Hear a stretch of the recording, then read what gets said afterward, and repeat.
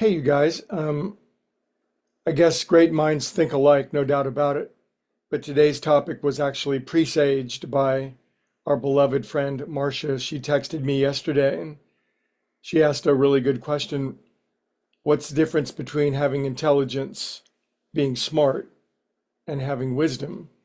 And a beautiful question because, um, again, I'm going to hearken to the best definition of wisdom that I've ever heard. And it cleared up a lot of understanding for me, and maybe it will for you too, because we certainly subscribe to wisdom. And do we even subscribe to wisdom as being a greater quality or superior to just raw intelligence? And let's see why we might do that and what that means. But the definition that I've heard is that wisdom is the appropriate optimal balance of intelligence and love. Wisdom is the appropriate optimal balance of intelligence and love. So when I first heard that, that really was like an arrow in the forehead. It really caused a lot of lights to go on because we can simply look at raw intelligence itself, intelligence, high IQ, great computing power, the astonishing leverage and force that comes with great intelligence. And if it's not infused with some degree of love, then that intelligence is capable of astonishing and staggering evil.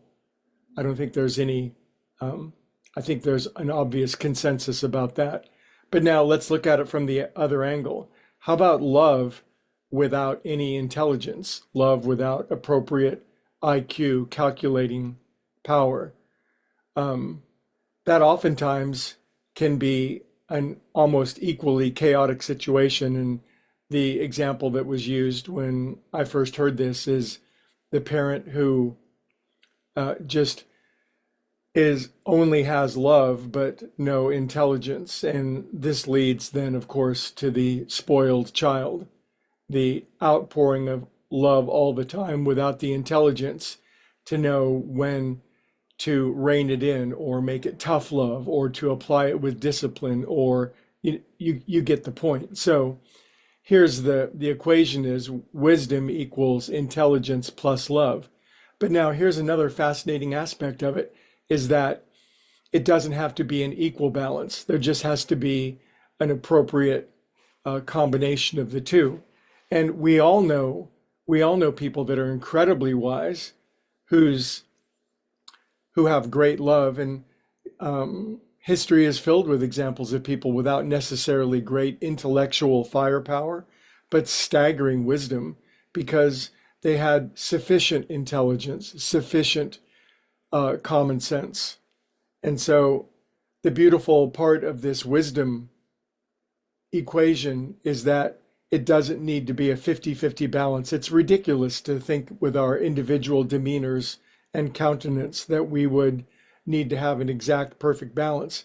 As long as we have an appropriate balance of love and intelligence, then we will be wise. And that's a good thing to know. Now, in many cases, we're all here on earth to work on the part of the equation that's missing.